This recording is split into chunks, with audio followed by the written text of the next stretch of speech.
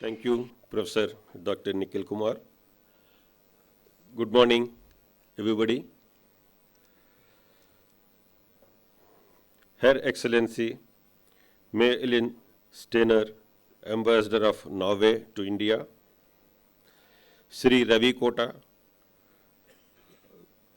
Chief Secretary, Government of Odisha, Sri Professor Dr. Alok Kumar Burman, Vice Chancellor, all the distinguished guests, faculty, the students, and dear people. Indeed, when I saw 13th, it reminded me my lucky number. It's for only a few of them, but 13 happens to be my lucky number as well.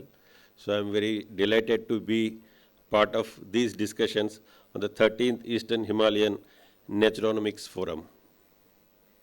In fact, I'm a mining engineer by profession with Tata Steel for last 35 years and moved from mining of raw materials processing and helping the steel making to corporate services, where my major responsibility lies with, as Director of Tata Steel Foundation, corporate social responsibility, as well as corporate services across the units of Tata Steel. So I think the second responsibility which I have that amply meets with the goals which we are going to talk today. The Eastern Himalayas and the third pole represent one of the most important ecological systems on Earth, home to glaciers that feed Asia's great rivers, forests, and shelter extraordinary biodiversity and communities whose relationship with nature spans for generations. This landscape sustains more than 1 billion people downstream and influences monsoons, agriculture, and climate patterns across South Asia. Yet today, it stands at crossroads. Rapid glacier melt, shifting rainfall patterns, species decline, and land use pressures are reshaping its fragile balance. The urgency to act has never been greater, but so has the opportunity to reimagine how we protect what remains. For many of us in the industry, especially I am referring to the corporate world, environmental stewardship was once viewed through the lens of compliance or philanthropy. But today, that understanding has matured.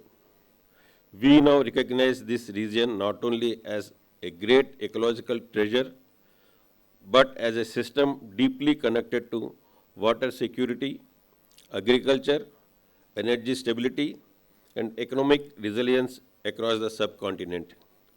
In many ways, the health of the Eastern Himalayas is directly tied to the long-term health of our communities and shared future of this country. But beyond its ecological value, it also holds something just as important: millennia of indigenous knowledge, cultural wisdom, and community-led stewardship.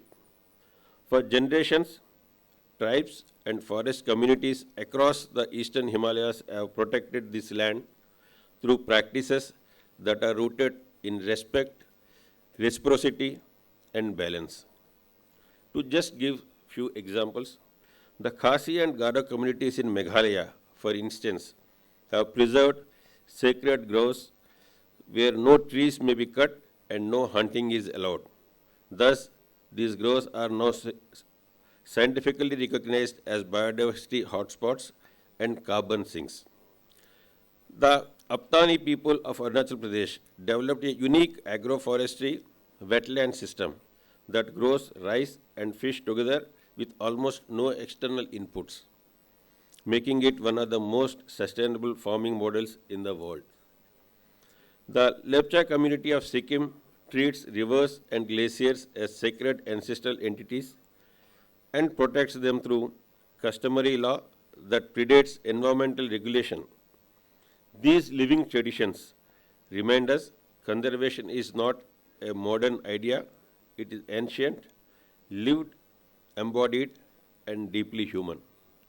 Even if we look back at our history and the, the Puranas, which we call, we pray all these natural things. We pray the trees, we pray the sun god, we pray the earth, we pray the water, we pray the air, though we have given a name of God to that, but it has been, as mentioned, it has been our tradition, which we have been doing for maybe the centuries.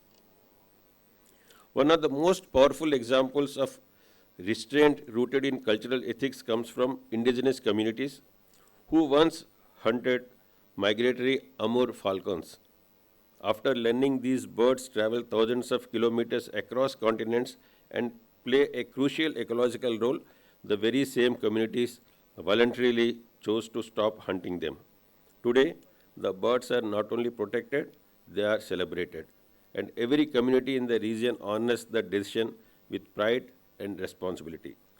What was once a seasonal hunting practice evolved into a global conservation success story because communities chose conservation over tradition, transforming the falcon from prey to pride. This shift shows that change rooted in dignity and understanding, not enforcement, creates enduring impact. That is the kind of leadership we can learn from.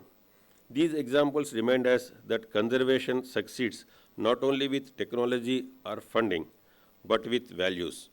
As corporate India steps forward and partnerships grow, the most meaningful path ahead is clear. Work with communities, learn from traditional wisdom, and act with humility. Because protecting this region is not just environmental action, it is restoring our relationship with nature itself. Coming to Tata Steel, we have a tribal conclave which is famously known as Samvad. And in this Samvad ecosystem, which is enabled by Tata Steel Foundation, is playing a pivotal role in developing this connect with nature through the communities. Samvad creates space for dialogue, not as an event, but as a living process where communities, corporations, policymakers, researchers, and youth meet as equal partners. It reminds us that solutions cannot be imposed, they must be co-created. Though through this Samvad, we have come to understand how climate change impacts forests, rivers, and traditional livelihoods, and more importantly, how indigenous communities are adapting with creativity, resilience, and inherited knowledge. It has reaffirmed our belief that meaningful progress requires trust, respect, and the willingness to acknowledge that communities closest to the nature are not beneficiaries of development, they are partners and knowledge holders.